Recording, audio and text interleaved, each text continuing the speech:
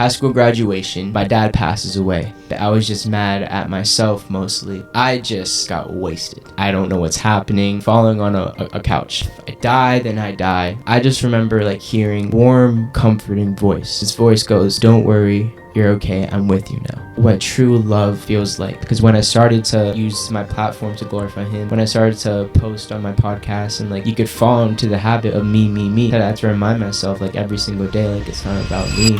Like the son of man just touched down.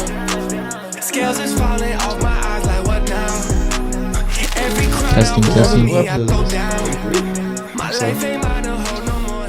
What's up, guys? I'm Gavin Anderson. I'm Brandon Stebbins. And this is the Grand Style Podcast. Welcome to episode 43, guys. Today, we're going to be talking about callings, humbleness, leading, social media podcast with another fellow Christian podcaster. Very special guest, Nicky DeRespino. DeRespino. DeRespino. Oh, you didn't run over this. Can we give a round of applause for Nicky? Woo. Thank you guys. Well, hey, how are you doing, man? I'm good. It's actually really nice to like sit on a podcast that's like not mine, and I can just like relax. Is it weird for you to go from like coming up with all these questions to now it's like, oh, I don't really know what they're gonna ask me, but like it's probably less weight because it's like I'm just chilling. I'm gonna let I don't think about anything. Like, No, I think it's funny because like a few weeks ago, like a month ago, I was praying and I was asking God like for more opportunities to share my testimony, and like obviously on my podcast, like, you know, I want like everyone to share theirs, so I don't get a lot of opportunity to speak for mine. So I feel like this is just a lot of weight being lifted. I pray that through my testimony, how God, you know, worked in my life, that it could just flow through other people and they can understand it. Yeah, man. Before we hop in, could you just give a little bit of context to the viewers, like what you do now? Yeah, so right now I kind of do the same thing as you guys, shoot a podcast. You know, I have that to glorify God. What's the name of it? Pray About It Podcast. Pray About It Podcast. Yeah, you guys should totally listen. It'll be linked in the description everywhere, so I want you guys to go check it out. Actually, last week was my 1 year anniversary. Oh my gosh, bro. So I'm like, time flies by. It's insane. Ours is in like 9 episodes. 5 weeks? 9 episodes? 9 weeks, yeah. Yeah. Because we missed like 4 weeks, so. No, well, 1 year anniversary still is Oh yeah, it'll be soon. 5 weeks, right? 5-6 weeks, yeah. Yeah. No, but so like honestly, it's a blessing just being able to like come on here and just, I'm sure you guys understand, like give people the opportunity to share their story of how God like worked in their life, because I believe, you know, like as it says, testimonies are powerful and, you know, they bring people to Christ as well. So I feel like it's selfish not to give people the opportunity to share their story of how God worked in their life, and that helps so much in everyone's walk. Real quick, before we hop in, there's a question that Brandon and I have been talking about. We talked about before you were here off camera. I was talking last night with some friends, but for me, I have had this, you know, idea that recently, I believe the second we're saved, we are called to share a testimony. You see this with multiple stories in the gospel, whether it's the demon-possessed man or the woman at the well. Do you think that the moment a believer is saved, and I'm just curious to hear your take on this, but what about ministry? I think ministry and testimony are two different things, and one reason I think this is because Paul very clearly outlines all these biblical rights and wrongs to do within ministry, and there's like an outline you have to follow. With your testimony, there's no outline, and you're just said to do it. So like, do you think the second that someone's saved and they're on fire, it's wise for them to immediately just go run and like hop in serving with a ministry? Or do you think maybe they should like cool off a little and just like, I got this story, I'm gonna just use this? Yeah. So you read my mind, because I was really thinking, I'm like, I think it's fine sharing your testimony. I believe everyone is called. We're all called to share testimonies, to follow God, to serve one another. But at the same time, right when we get saved, we have to understand like that's like the honeymoon stage. You're on fire for God. You want to like do all these big things. You're like, I just got saved, I want to tell everyone. But like, we don't realize we need to take like a minute to step back and develop our own relationship with God, because, you know, we think we know it all, and, you know, there's so much to learn always. But I think it's a great thing that, you know, we want to go hop into ministry right away, but there's so many things that like come with that. But that comes over time. You learn as you go and as you jump into things, like from experience. But I think, yeah, like it's fine to share your testimony. Like, go ahead, because like, why would you hold that back? Like, you're going to want to share.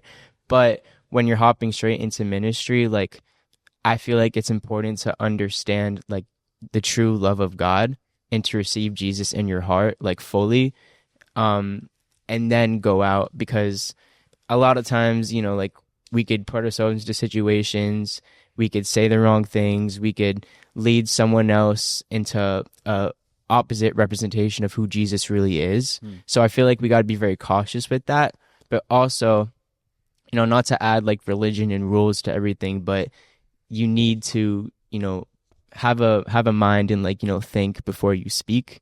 So I feel like the verse, you know, be slow to speak, slow to anger. I just had a brain fart. Quick to listen, slow to speak, slow to anger. Yeah, brain fart. Something like that. Yeah. I think these are two different verses. But Yeah. But I feel like that verse correlates a lot with like, you know, when you first jump into your walk with God, you know, listen to the people around you, hang out with people who bring you closer to Christ. That goes with community. And naturally, you know, the more time you spend with God, he's going to start to change your heart. So yeah, you literally hit it perfectly. So before we start this podcast, this is May 4th of 2024, I assume. Dang, this. No. This might be 2023. What? Oh, no, this is 2024. Basically, I texted Malik Bronkins. I don't know. He's kind of popular Christian guy, if you guys know who that is. Okay. But he posted a TikTok saying, like, there's a lot of people who recently found Jesus that are going into ministry when they shouldn't be because they lack accountability. And I was like, I basically texted him. I said, what's going on, man? Could you kind of explain what you're saying? Because I just started a podcast and I'm still pretty young, wondering if you have advice, like give me your thoughts, basically. He said, what I'm saying is basically a lot of people want to hop straight into something because they feel the Lord calling them into something, but have no protection or covered like a home, a church, a mentor, or any accountability, which makes everything more difficult on themselves, which I fully agree with. Yeah. Because it's like people like to think that like modern culture has this idea that not to conform, the Bible says don't conform with society, right? Or don't conform with the sins of the world. But it's like, it's the other way around. Modern day society has this idea that you shouldn't care what anyone else thinks. You should do you. You do you, boo. Like that's like their whole mindset. Yeah. But I think that what the body of Christ says about you, you should take into account very strictly. Because if you have no accountability partners or nobody telling you what's right, what's wrong, calling you out for things you're doing that are incorrect, that maybe go against the Bible, you're going to do it all on your own and you're going to mess up. And there's some things that are hard to take back. Like if you post 40 hours of content on the internet and you've just misled all these people, it's like, that's bad. You can't just say like, oh, sorry, but then you've still misled all these people. Like that's a problem. Yeah. So it's like surrounding yourself, like you said, with other people that are in the body of Christ, asking them their opinion. Like, am I fit to do this? Because we all got to be held accountable. Yeah. Like, am I fit to lead? Am I fit to speak on a podcast? Do you think that this is what I'm being called to do? Like, I would just say, yeah, so not immediately. I would say. What would you say, Gavin? I would say not immediately for sure.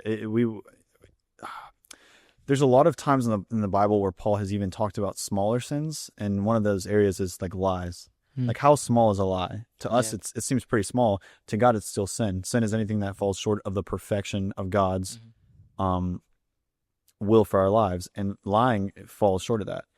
And for Satan, it's an easy sin for him to sow into our hearts, because like it is a smaller sin, some would say.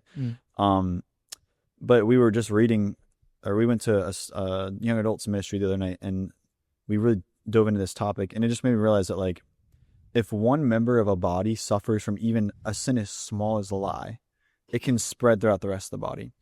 And I just think that for a newer believer who might not be able to grasp this idea, like yeah, maybe they're saved. I'm not trying to say this out of judgment, but I just know in my own life, when I was saved, I still had a lot of areas in my life where I was continuing to live in sin. Sin's bigger than lies, you know? Yeah. And there wasn't like that urgency that like I knew like I had to get rid of this. Like if I was serving at a church when I was saved, I would pray that I had people above me to take me out of that position, you know? And like back to the testimony thing, like, you know, for people who are on fire, like go share your testimony, you know? Because like you're called to do that the second you're saved.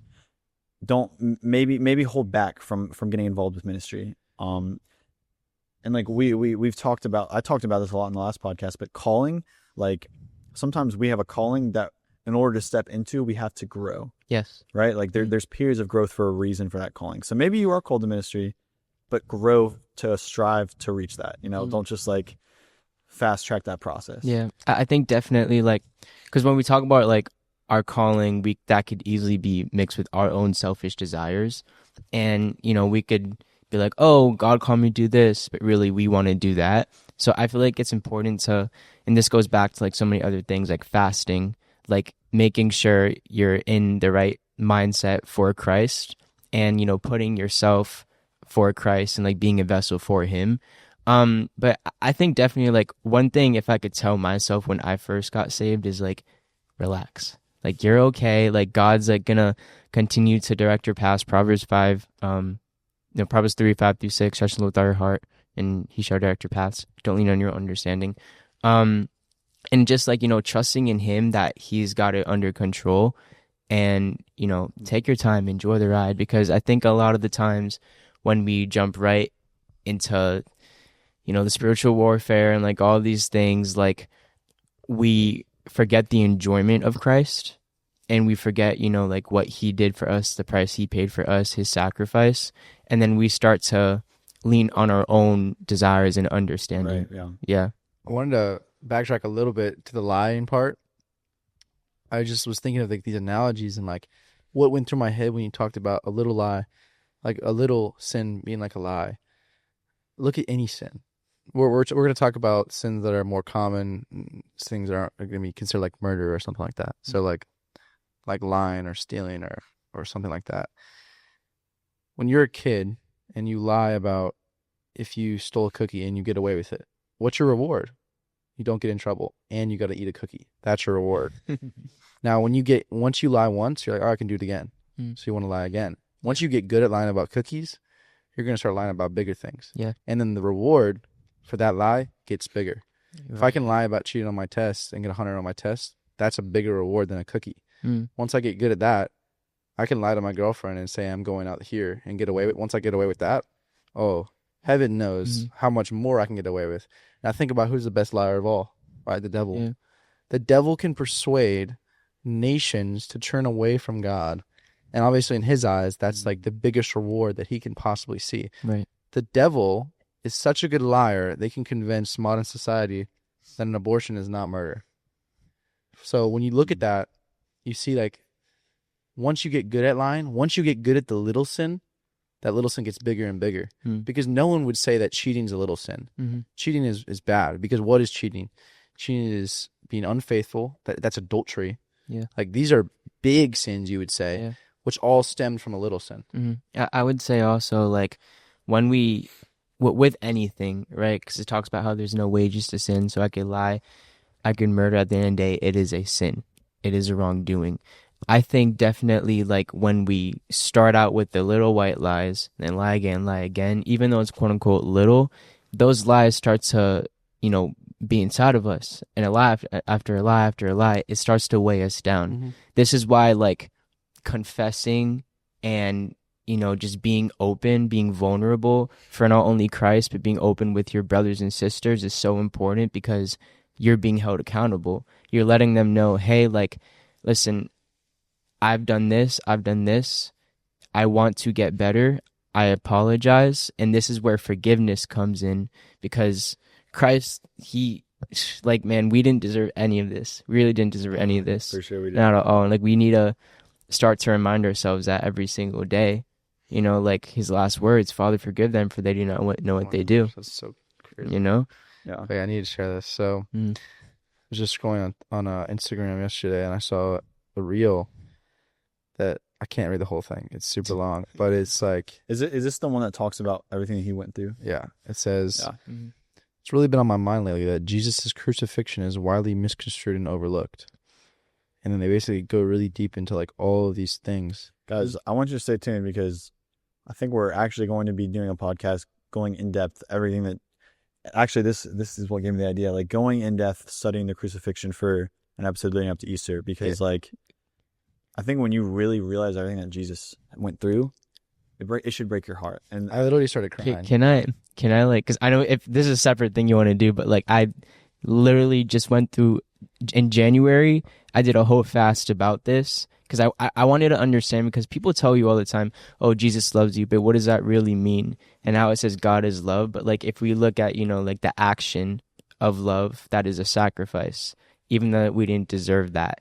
And like how it says God is love, like he died for us so he could send the Holy Spirit down to be in all of us. And that's the best part, because Jesus is in all of us now. So and like I think a lot of people, I'm gonna end with this, and I want to hop into testimony. But a lot of people, when they follow God, it's like, what reward do I get out of this? And like some churches preach like, oh, follow God and you'll get a Lamborghini or Ferrari. But like the reward is his presence. The reward is the fact that I've already obtained salvation. Now I have the ability to just rest at his feet. And when that becomes enough for you, it's a dangerous thing for Satan, because he can't use anything. He's not going to just easily pull your gaze off of Christ like he used to be able to with sin, like lies or with other things, because you become a warrior for Christ when that happens. And you just become so content with where you're at. You don't need anything else. All you need is God. And when the only thing you need in your life is God, and you grow, like you just become such a warrior for his kingdom. Praise. I wanted to say, so when I cried about when I watched this, it wasn't like a crazy cry, but I realized I'm not crying because of what happened to Jesus. I'm crying because of what I choose to do, knowing that he went through that for me. It's like me sinning and doing these bad things, it's me looking at him with his intestines hanging out, with his skin completely ripped off, not being able to tell whether he's a man or a woman. That's how destroyed his body was. That's me looking at that person and choosing to spit on his face. That's what made me cry, because I realized, like, wow, I'm nothing. I cannot believe that I would choose to do that. Which, I don't know, that just made me sad. I think often we, like, looking on that, I think I like to call it like a puberty stage in your walk with Christ, where, we're all gonna fall short. We do fall short. We sin. But it's not accepting the sin, it's accepting more of Jesus' love for us. And when we start to focus on, the sacrifice, on the love, instead of focusing on the sin, because if we're focusing on the sin, we're focusing on Satan. But if we're focusing on Jesus, we're focusing on, love. And I just feel like it's often like it's a flex today to not be okay. It's like, oh, I went through this. Oh, no, but I went through this. It's like you're comparing your trauma. And I feel like that's a big lie from the enemy, where we're comfortable with that.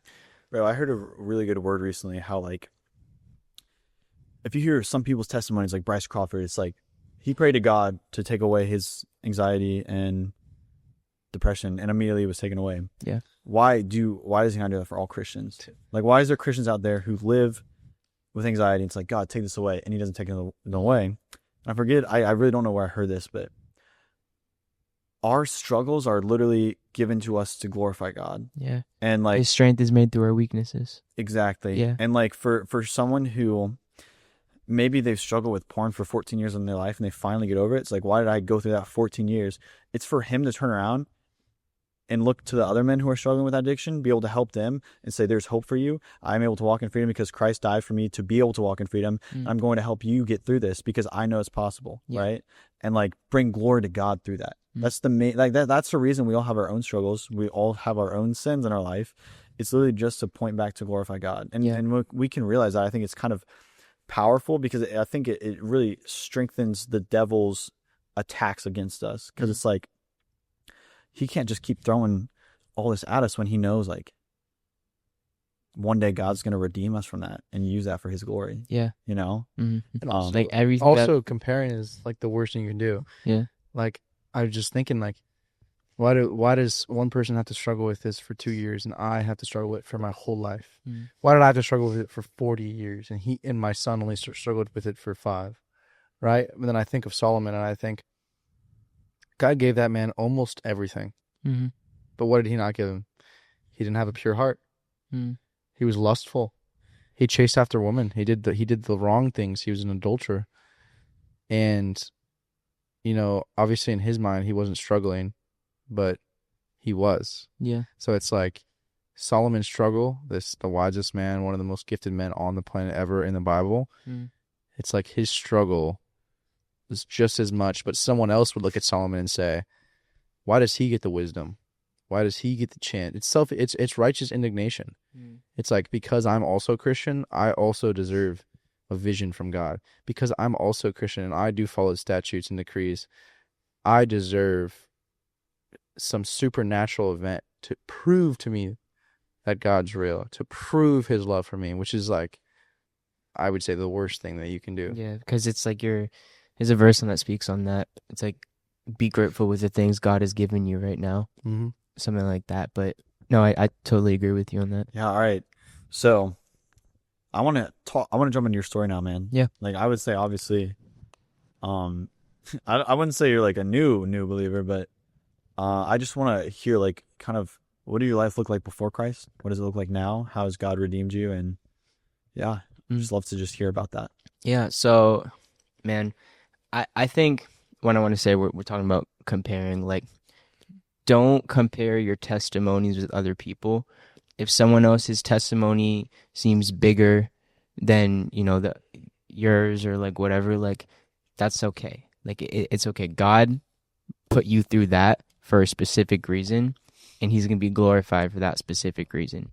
But yeah, so I'd say, like, throughout my whole life, like, I grew up, like, going into church, but it's kind of like, like, oh, your parents force you to go, like, but you don't really have a relationship with God.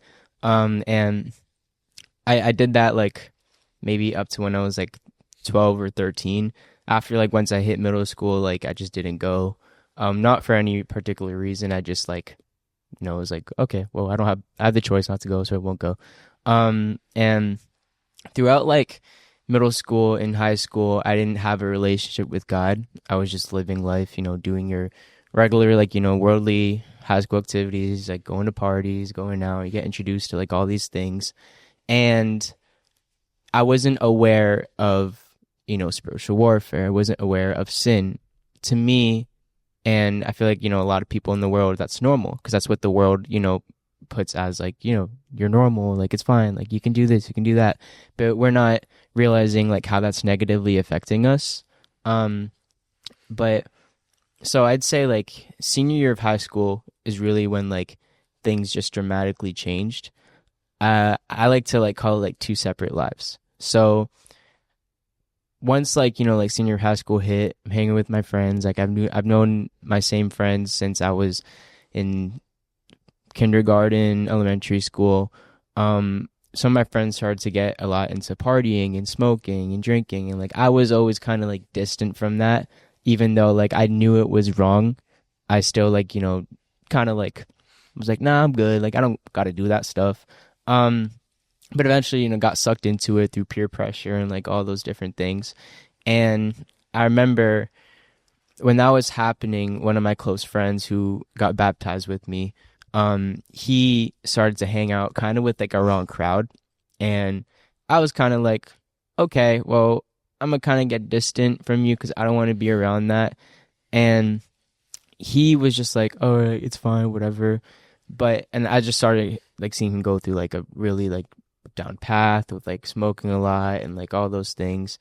And it wasn't until my high school graduation where, after, like, I'd say, like, 2 weeks before that, my dad passes away.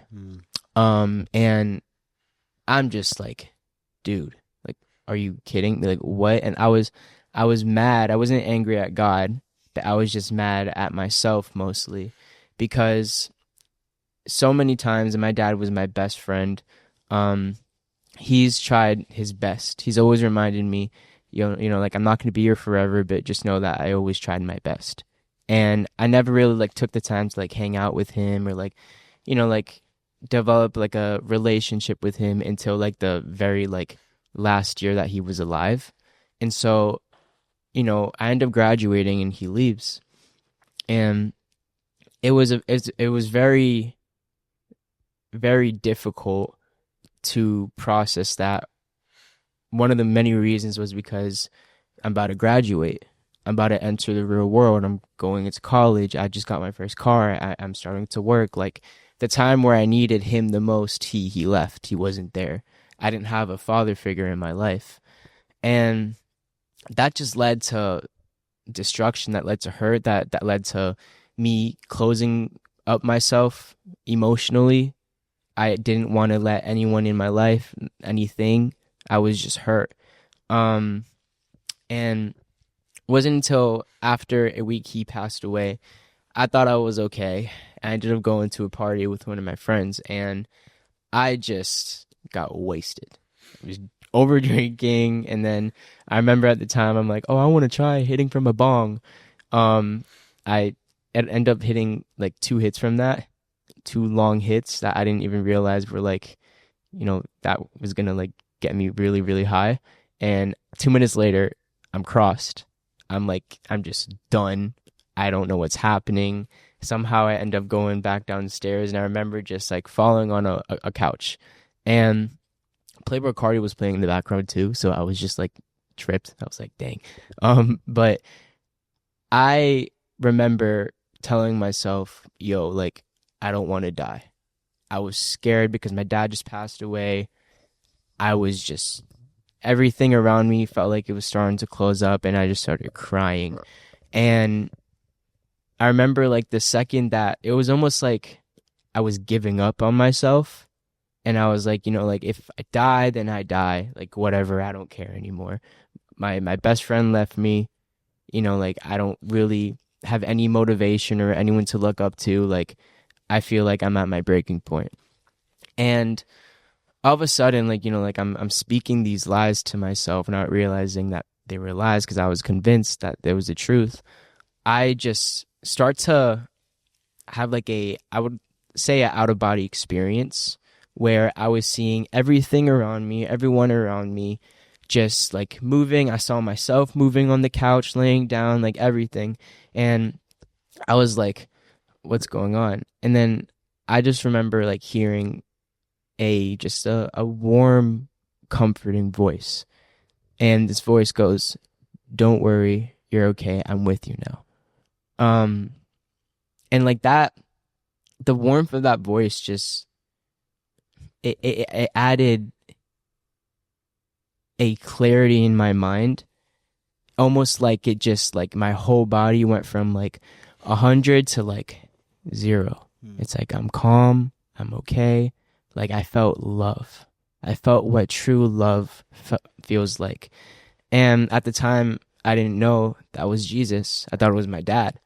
And I was just like, okay, like I don't know what that was. And so at the time, like after that, like I ended up telling my friends, what happened. And it turns out like one of my friends, like he was starting to read his Bible. And coincidentally enough, those things, coincidences, every single night we would be smoking weed in the car at like 3 a.m. for like weeks straight, just like not doing anything. But at the time, my friend was just reading his word like in the car, like on the Bible app. And so one night I was like, are you reading the Bible? And then he's like, yeah. And I'm like, what are you reading? He's like, oh, like it's talking about how Jesus loves us and he died for us. While you guys are in the car? Yeah, smoking weed while we're in the car, high. And I'm just like, dang, that's interesting. And so we started to just read the Bible in the car, smoking, like every single night. And it's funny, I like this because God can use anything to glorify his name. So even if, you're in the midst of something crazy and you feel like you're doing wrong, God can be glorified through that. God can answer that. God will save you from that. And naturally, we just started reading our words. And then one night I started to realize that like Jesus wasn't a religion. And I'm like, wait, he wants a relationship with me? Like me, the King of Kings, the person who created this world wants to get to know me. Did you grow up in church or no? Not necessarily, no. All right, I have a question. Because Yes. I don't think I've ever asked someone this, but I always wonder, like, Yeah. because I grew up in church. Right. So I'll never understand this, but for someone who Jesus is like a foreign object or concept to them, Mhm. and they start reading the word. Yeah. Like how is that experience? Because like for me, I just feel like I would be confused or I don't know, like how does that work? Mm. How was that in your life? How did that feel when you were starting to read the words of the Bible and they were sown into your heart, written on the tablets of your heart, and it just started to like really impact your life? Yeah. I So view it. I think it's really, it's just a process. Like it says in the word, draw near to me and I will draw near to you, first off. So when we decide, and everything's a choice, when we decide to come to God, to get to know him, just like anyone else, like I'm getting to know you too. I'm hanging out with you guys more. We're learning more about each other. That's the same thing with God. That's why it's a relationship, because the more that I'm choosing to spend time with him, the more I'm going to get to know him. And the more that I get to know him, the more he's going to start to change my desires, change my heart. This is what it means to be really transformed by the Spirit, because there comes to me, at least for me, like at that time, there was a breaking point. And like getting to that, like I ended up getting baptized. It wasn't planned. I was in Orlando. We were, this was when I was still getting to know God, but I was still living, like for the world. And we were at an Airbnb with 6 of us. We were planning on, getting drinks, inviting girls over, like whatever. And my friend who lives in Orlando, he's like, hey, come to my church. I'm like, all right, sure. So I'm going to church, and I just got hit. The Holy Spirit just hit me. And they were talking about lust. They were talking about pain. They were talking about death. And obviously at that time, that's everything that I needed to hear and that I was dealing with. And so just right there, I just decided, I'm like, you know what? I've tried the world. I've tried drinking. I've tried smoking. I've tried the sex. I've tried all these different things. My heart's not fulfilled. I'm still hurt. Let me give this whole Jesus thing a try. Wow. And after that, once you decide to give your life to Jesus, he does all the work. He does all the work. We think we do the work because we're, choosing to come to him, but like also he's the one who's transforming our hearts. He's the one who's saying, hey, like, I understand you're going through this pain, but like I'm the solution. Come to me and I will change your heart. I'll change your desires. I'll fill that void in your heart. And I feel like with everyone, people. Wait, can I say something? Yeah. So, a lot of ways I've heard the Christian faith described is every other religion is, and I'm not saying you're saying it this way, it's just kind of how it came off, is that every other religion, there's a mountain, you're at the bottom of the mountain, and God's at the top, and it's your job to climb up to God. Mm-hmm. So what I think is that, I think that perfection's the top of the mountain, and I think that sin and the bad stuff basically is at the bottom of the mountain, and that's where we rest. Yeah. Right, and we're doing all we can to find our way up the mountain, and then Jesus chooses us. So he grabs our hand and he walks us up the mountain. Mm. So I think that's completely different from any other religion. Yeah, because it's like you're saying, like we choose God, which is true. We choose to walk up the mountain with God, but God also chooses us. Yeah, which I think is just an amazing difference between every other religion. Mm-hmm. Yeah. It's not by our own will that we can become these perfect beings that are worthy of God's love. It's God's love that makes us worthy of his love. Yeah. Which is like mind-boggling to me. Yeah. I want to jump back to your moment on the couch where you experienced love for the first time on the Father. Yeah. When you felt that, what did you think it was? I didn't know what it was at the time. I was like, bro. Did it like part of Satan try to convince you, like, oh, I'm cross, like I don't process this? I'll say this from what I think. I don't really know to this day because I was crossfaded. After that, I threw up, right? But I like to think of it like this. Like, my friend, he knew I wasn't okay, and I was like laying down on the couch, but he was giving me like water as I was laying down. And it's almost like every sip that I took of the water, life was coming back to me, basically. And I like to think of it as like, like, what are we choosing? Are we choosing the world? Are we choosing like, the living water? Are we choosing Jesus? And to me, that just felt like there's no way to put it besides just love. Like, think of it like this: like you're a kid, and you're, at least for me, like you're at school, and then you get home from school, and then you see your parents, then you want to hug them, and then you hug them, like that warm feeling from a parent, from a hug, it's just comforting and you feel safe. Dude, that's exactly how like I like to describe the presence of God. It's like just a hug. Yeah. And when did you realize that was Jesus? That feeling was God? Was that later, or was it like the day after? Like, what did that look like for you? It was more so when like, so after like that happened, that was my introduction to like, spiritual stuff. And that's when I realized that like, there is a spiritual realm out there. Like it's not just us. So I started to be more open to like getting to know what this whole spiritual thing is about. Yeah, and you said you told your friends too. How did they receive that? Like, what did you when you tell them at the time, because you didn't know Jesus? So it's like, yeah, I drank water and it made me feel happy. Yeah. I told some of my friends, and some of them were looking at me like, bro, you were just high, that's it. Yeah, but my friend, the one that I was like telling you about, who was reading his word, when I told him, he was just like, oh, that was Jesus. No. And I was like, for real? Like Jesus? Like what? But yeah, like when that whole thing happened, it just felt like don't get me wrong, like I like we all do, I still have my days. Like walking a Christian walk isn't always sunshines and rainbows. I feel like on social media they want to put it as that and everything, but the reality of the situation is, we deal with spiritual warfare every single day. We have to deny our flesh every single day, like all these different types of things, and we will fall short. But it's not about like when we fall short, oh, I'm just gonna give up. But like that's when we need to come to Jesus to strengthen us. Yeah. Like the enemy wants to push us and feed lies to us and be like, oh, you're a failure, look, you just fell to this thing again, oh, you just did this again, like look at you. But Jesus says it's all right, come to me. Yeah. So yeah. So after you get baptized, you start growing and walking with the Lord. I took a little peek at your YouTube, and like I saw a lot of videos on there, and like I would say you were doing like the social media stuff like before you were saved. Yeah. When did you decide like to start doing like social media content specifically for the Lord, and how far in your faith were you when you made that decision?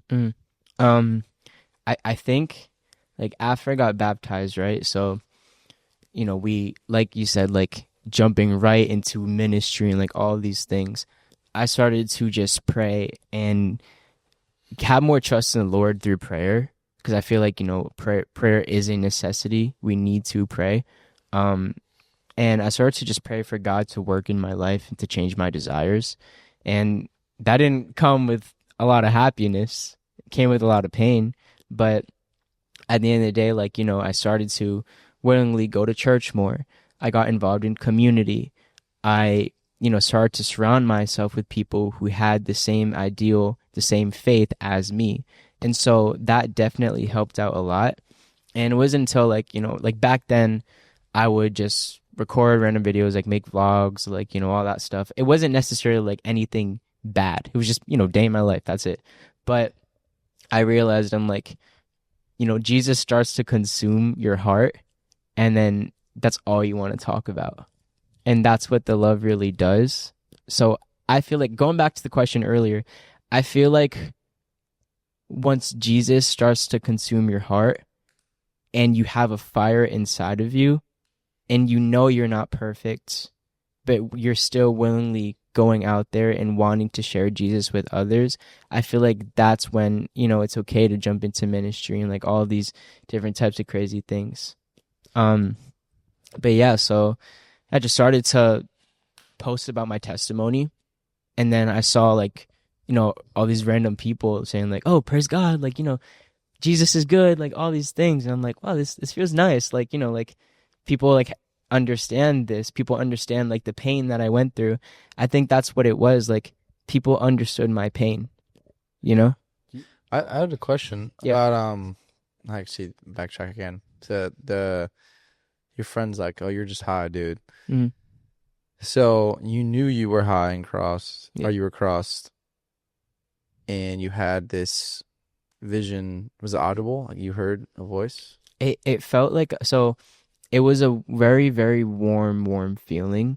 And It was almost like that warmness was saying, it's okay. I'm with you now. Okay. You know? So you basically just felt the presence of the Lord Yeah. that was with you. Yeah.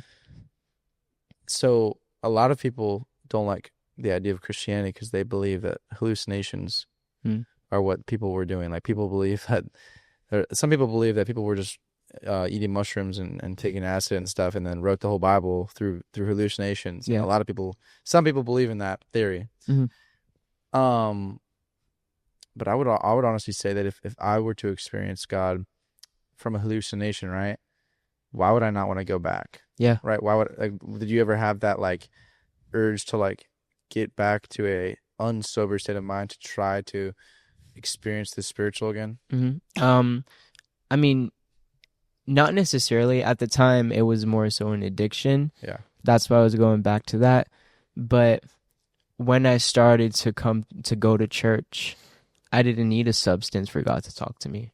Yeah. I didn't need weed. I didn't need to drink to feel love. You know, like, and I feel like, man, it's very hard, and like we hurt for these people because we were once them. You know, like we understand that pain. And at the end of the day, everyone just wants to feel love, and they find love in worldly pleasures. But the thing is, like, in this Revelation's so cool. Like, the reason why Jesus came back and why he resurrected on the third day was to show that, you know, he can't be defeated. He literally beat sin, and he promised us, like, yo, like, you can come to me. Everything in this world is temporary. It will die. It will fail you, including us. We will fail people, but Jesus doesn't fail people. That's why it's so important to come to him and trust in him, because every single thing that was written in the Bible, from Old Testament to New Testament, he fulfilled. No one could do that. Literally, no one could do that. I love how you bring it up. Like, Jesus literally walks in victory, right? Mm-hmm. Like, whenever I talk to people who are struggling with sin or addictions, it's like, for some people, I believe Satan has a lie placed in their hearts that I'll never get over this deep down. And like, I so strongly believe that if you are walking with Jesus, the man who, like you said, bore all the wrath of God on his back, rose again 3 days later, and defeated sin, defeated death, which separates us from God. Yeah. You can overcome anything. Yeah. Yeah, like I think this is the coolest part. If you're looking at it like it's like a cartoon book or whatever, there's this guy. You see the action Bible? Yeah, action Bible. Bible. There's this guy who comes down who's Jesus, or he's claiming to be God, but he's limited himself, right? Because he's not able to just like, he still has to ask questions because he limited himself to take on the temptations of the flesh. And a lot of these people, because he has these temptations of the flesh, don't accept him as God, and they want him to die, basically. I mean, that literally happened. Yeah. So what Jesus does is he goes on the cross, he takes on every temptation, every sin, and all the wrath of God, all at one time. Like, that's insane, first of all. Yeah. He dies, and the people think, oh, well, see, clearly a guy wouldn't be limited. And what does he do? He comes back to life as if the sins of the world were nothing to him. Yeah. So it's like, he just comes back and says, yeah, just wanted to let y'all know the limitations were just for a period of time. Yeah. You know? I'm telling y'all, like, listen, I understand, like, it's, like, for whoever's watching this, like, it is hard to read your Bible. It is. But when you willingly decide that, you know, you want to get to know Jesus, he will start to open your mind and transform your heart in like, no other way. Like, the Bible is cool. If I heard myself say that like 3 years ago, I'd be like, look at this nerd. You know, like, somebody told me at church. Yeah, like, who's this guy? Just read 1st and 2nd Samuel, guys, the story of David. Dude, I was literally about to read First Kings, I think this is what happens in the story, but it's the story of David, and it's you know when Jonathan dies?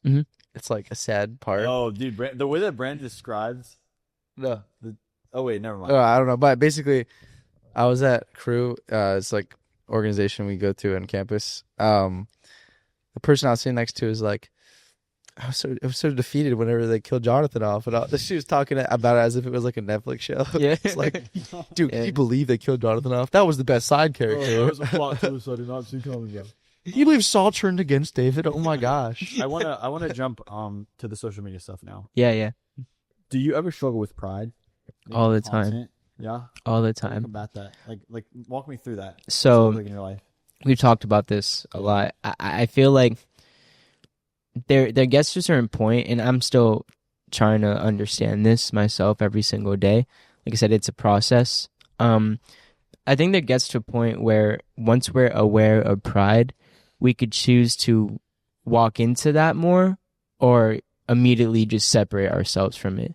And I feel like, when it comes to pride, like, we are very blessed that we get to be on social media. We're very blessed to have these lights, have these cameras. Like, we don't deserve these kinds of things. But I with pride, like, we could easily say, oh, I'm doing this, that this is my podcast, that this is yours. But it comes to understanding that, like, if everything that we do is used to glorify God, if God uses everything to glorify him, then that includes us. So we need to understand that we're vessels and we're servants for God, and we do this to glorify his name. He puts us through certain situations. He puts us through our own testimony to show how he was glorified through that. So I feel like, when it comes to pride, like, for me at least, I have to remind myself every single day. It's like, Paul emphasizes the thorn on the side of his chest. Like, I want to ask you guys, like, what's that thorn? Because for me, that's pride. That kind of keeps me in check and shows me, like, hey, like, you're not the one in control. Yeah, definitely pride for me too. And like I was talking with one of my mentors is my pastor here at this church, and actually even yesterday, like he said something to me that really just reminded me, like, pride is like a mustache, or not it's like a beard. It grows daily. You have to shave it daily. And like back to crucifying your flesh daily. Like, if you do not keep your pride in check, it is the fall of every man. Yeah. Right. Like David, Solomon. I believe that all sin stems from pride. Yeah. And like, how even more so do you have to guard your heart with pride when you are gifted just even a small ounce of glory in the form of whether that's a platform or influence, right? Yeah. And I would say that that's my thorn. And I, just being vulnerable, like I've even like even recently, like posting so much, it's like, how much of this is for myself to be seen by people? How much of it is for God? Yeah. And like, if you are a viewer and you feel calling in your life to do something, like, I think that no matter what you do, just ask yourself the question a lot. Like, if God were to take this away from me, would I be okay with it? Because if your answer is no, then you are too prideful with what you are entrusted. And like, even I've talked about this a little bit on the podcast, but like, we have more people on our team now than before, because if it's just me and Brandon are going to have more pride and like ownership over this thing that isn't even ours. Yeah. Right. Like, the gifts that are given to us from the Lord, from his spirit, are not ours. And like, in Romans 12, it says, like, we should not boast in our gifts because it's not ours. But yeah, I think pride is like, it's one of those smaller sins, kind of like lies, that we overlook. But once it gets in our hearts, it can really flourish and devour us. You gotta watch out for the small ones. Yeah, because they grow. Wait, I want to learn more about your testimony, though. Oh, yeah. You encountered God, and what happens? Yeah, so I encountered. You got baptized. Yeah, I got like, baptized. So after that, I just start, spending time with God. I start reading my word, start going to church, and then I started to just pray for, like, it says pray without ceasing. So I just literally started to pray about every single little thing. Now, a lot of prayers that I did not realizing at the time were to glorify me, but then I realized, like, if we're supposed to glorify God, so I started to pray, like, like, God, like, whatever, glorifies you, like, use me as a vessel. And, that came with a lot. That came with a lot of, self-reflecting. I feel like, when we come to Christ, we're made a new creation. A lot of us want to stay in our old ways, stay in our old actions, but we're told daily we need to grow. And if you feel like, you guys, like, you're not growing, I wouldn't say, like, that's not a bad thing. I would say don't beat yourself up on it and realize, like, that's God's just molding you more into the people he wants you to be. And, like we said, like, pride, that does come in the way a lot, because when I started to use my platform to glorify him, when I started to post on my podcast and like, speak about me, you could fall into the habit of me. And like I said, I have to remind myself like every single day, like it's not about me. I feel like I put it like this. When, say I'm going into a new church or going into like a young adults or like any place new, I'll walk in there. This happened with crew also. First thought that I had, and I had to rebuke it. Oh, these people don't know me. They don't know my testimony. They don't know what I've been through. Like saying I'm bigger, I'm higher than these people.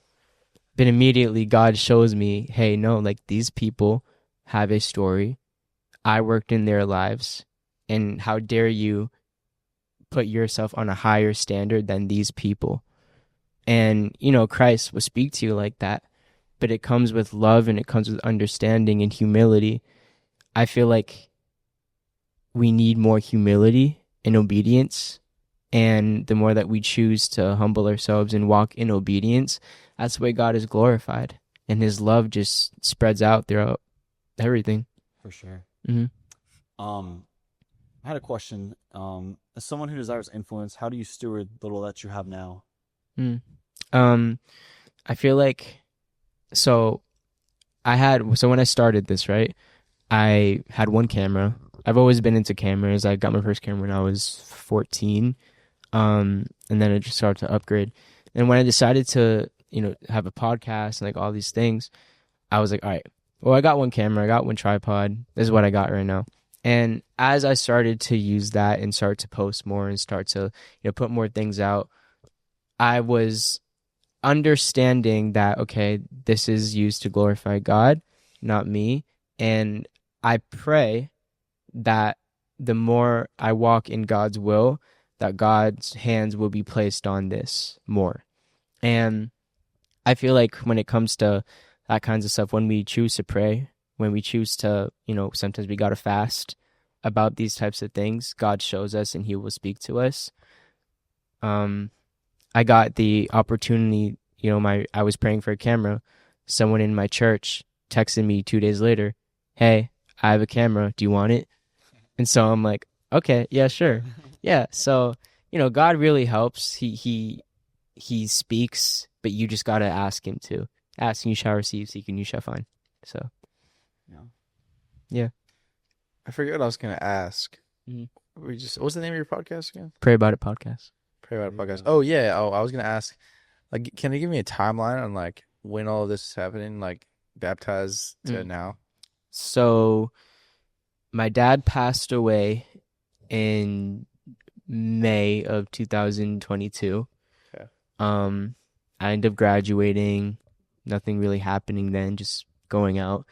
And in July of 2023, over a year. Yeah, over a year. Okay. July of 2023. Throughout that span, I was slowly getting to know the Lord. And then in July, I got baptized. So it's been 1.5, almost 2 years since being saved, but it feels like an eternity. Yeah. I'm sure you guys can understand that. Yeah. For sure.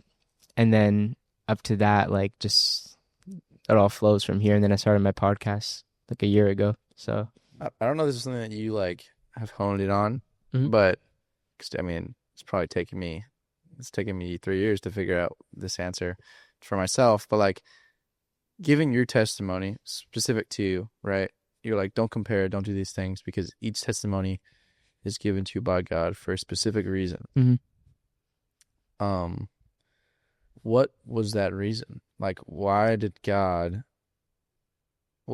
give you out of your testimony? If that makes any sense. I kind of understand that. Question. That is a good question. What did God give me out of my testimony? I can answer mine first if you want to think about it. I think I might answer. Okay, you got it. I think he gave me, because before Christ, I would say I was very arrogant. I did a lot of things that I wasn't proud of, like using a lot of girls for, sex and like all my selfish desires. And if Christ didn't encounter me, I think today I would be just a lazy pothead who would be watching porn all day. Yeah. I'll be straight up like that. But glory be to God that, he took me out of that. So I think, what he taught me was how to be open and actually love people. Because it's not that I didn't receive love when I was growing up. I did. But more so, I was always very closed up. I was scared. I was fearful. I was scared of the world. And I feel like, and it's hard because I wrestle with this every single day. I feel like if my dad didn't pass away, then I would still kind of be sheltered. And that's hard for me to say. It is because, he's my best friend. I think about him every single day, every single moment. There's not a day that doesn't go by where I don't think about him. But I can't sit in the past. I'm not saying forget the past, but I can't sit in it. Like I know for myself, like I gotta keep him moving. I gotta keep him running the race, because if I stop, then God won't be glorified. There's a story in one of the either First or Second Kings when David has victory over this army, and the Lord delivered them, right? And it should be this moment of celebration. However, David's he was either one or a few of David's sons passed during the battle. David mourns. And because of his mourning, the rest of his kingdom mourns with him. And then someone had to stab him out of it. It's like, dude, like, this is like affecting your kingdom. Yeah. And it's like when hardship comes, like it says, like there's a time for mourning. But if we let ourselves rest in that for too long, prevents us from continuing to just knowing like God has called us to. Yeah. And like it's being it's I think when on the basis of hardship, it's like, why does God let all this happen? I don't know. None of us will ever know, but he has a reason, and what the enemy meant for evil, God uses for good. And obviously, whether it's evil or not, like God used that in your life. Yeah. I think what you just said made me think about something I said a couple weeks ago. I'm not sure if you were there. I think you were. But I think you were there. I was talking to you, actually. What am I saying? But you're talking about, like, I guess prosperity and, like, what is it? Like, God gives good gifts. Like, if God gives this to the rocks and the God's a other, good father, and he knows how to give good gifts to his children. Like, if an earthly father knows how to give a rock to his child who wants a rock, how much more does our Father know to give us? Yeah. Yeah, and I basically made it into, like, kind of a metaphor, which I think it is metaphorical. You could also say it's literal. But in the metaphorical sense, when you think about God and what he gives us, I think that you should think more of it as a inward thing instead of an outward thing. Because we think like, God, I want an iPhone. Or like, oh, that's a great gift, so I'm going to get it. But then you go somewhere else and they don't have any money. God, I want food. All of a sudden, something that to you that doesn't look like a good gift is good to somebody else. So it's like, I don't like to think about material things as being gifts. Which I'm fine with somebody saying they're gifts. But I was saying that a perfect Christian is given this gift by God to have peace that makes no sense. But the gift is being able to see the good in everything. And basically what you just told me is that it's not that you're happy your dad passed away, but you're so mature in your faith that you've seen the good that came out of it.